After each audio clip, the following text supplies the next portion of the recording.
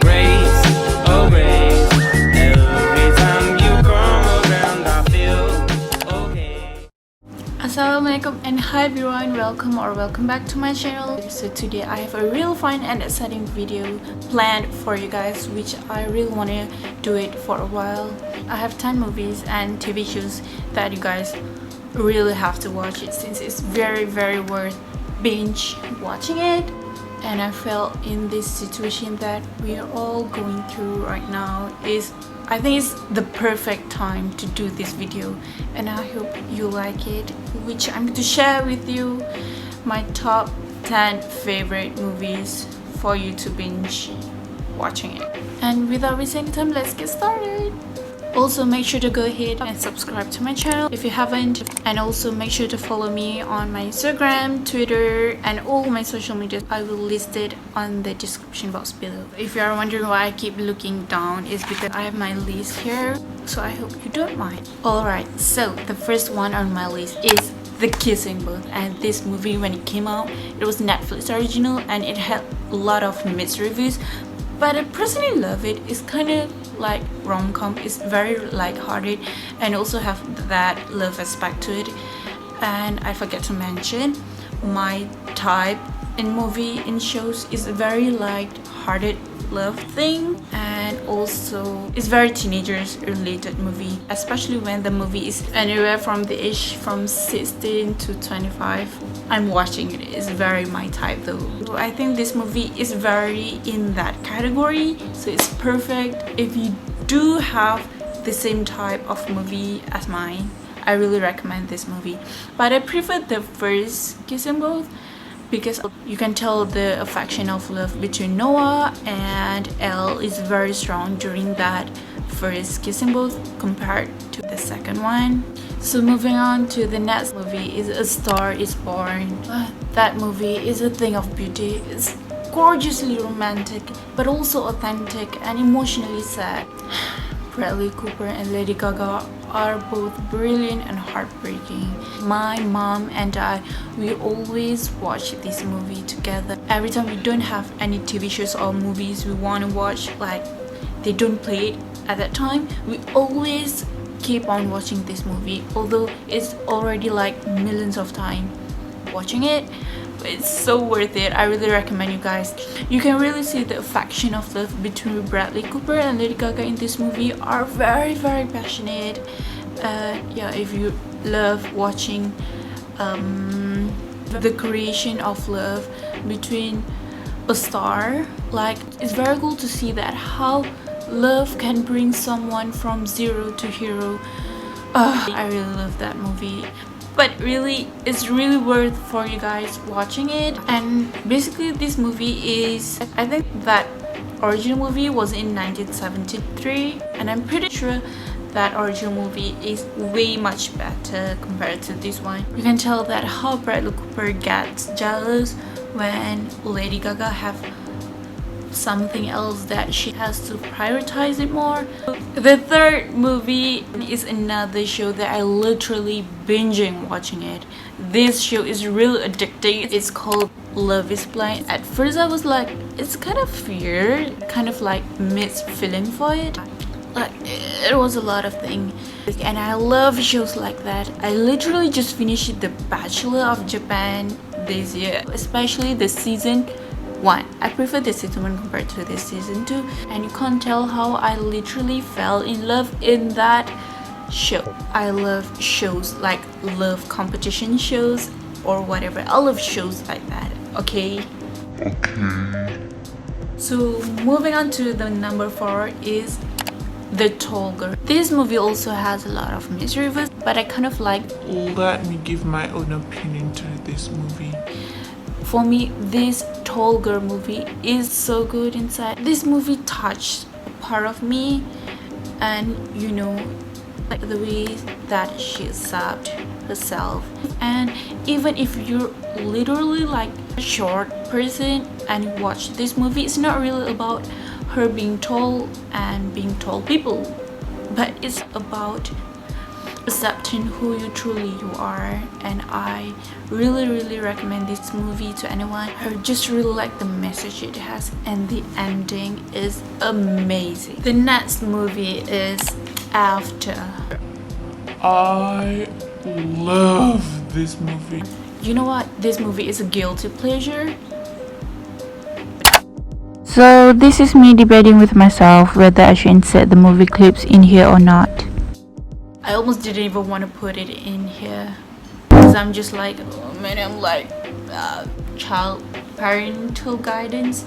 But overall, it's still a great movie, and I'm on my third time watching it. I don't even feel boring watching it, and I really want you guys to watch it. But really, you kind of have like, don't blame on me if that movie is kind of like,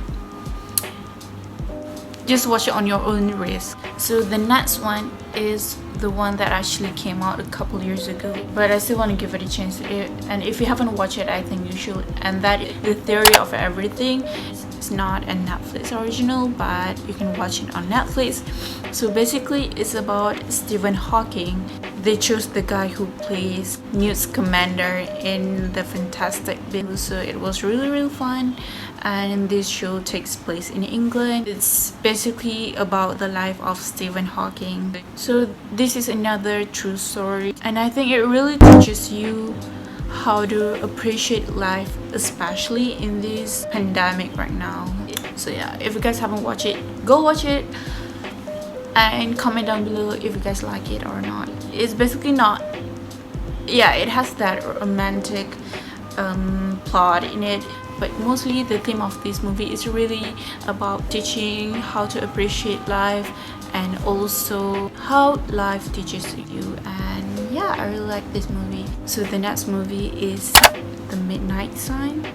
This is a really good movie, and it's a movie about a girl who has a disease which she can't go outside, so she has to stay inside her house her whole entire life.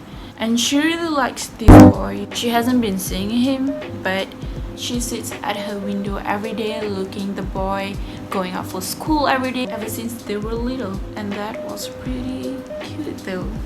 Crush from afar. And he doesn't know her. So one night they meet each other because she goes to a train station and sing her song, and they fell in love. And he finds out later on she can't go inside, and the ending is very sad. I watched it and it just brought my tears out. But yeah, it's still a good movie. I would rate this one a 8.5 out of 10. So the next movie is entitled Lucy. So Lucy is directed by Luke, based on stars Scarlett Johansson and Morgan Freeman. So this movie is about a girl who gets a pack of drugs sewn inside of her body. She's forced by the drug dealer to seal this drug within her and then it pops up in her stomach, and then it gets into her bloodstream to access an increasing amount of brain capacity. She becomes an incredibly smart. She literally can control electronics. She can do everything, and eventually she can even control things like everything, even the radio communication. She can tell what are you talking on your phone all over the world. So there isn't really that much tension in this movie. It's just kind of like entertaining film that you can watch, but there really isn't that white knuckle fear you may have wanted from an action movie, because she's basically a superhero. So moving on to the 8th movie, which is more into like the classic English movie, is The Little Woman.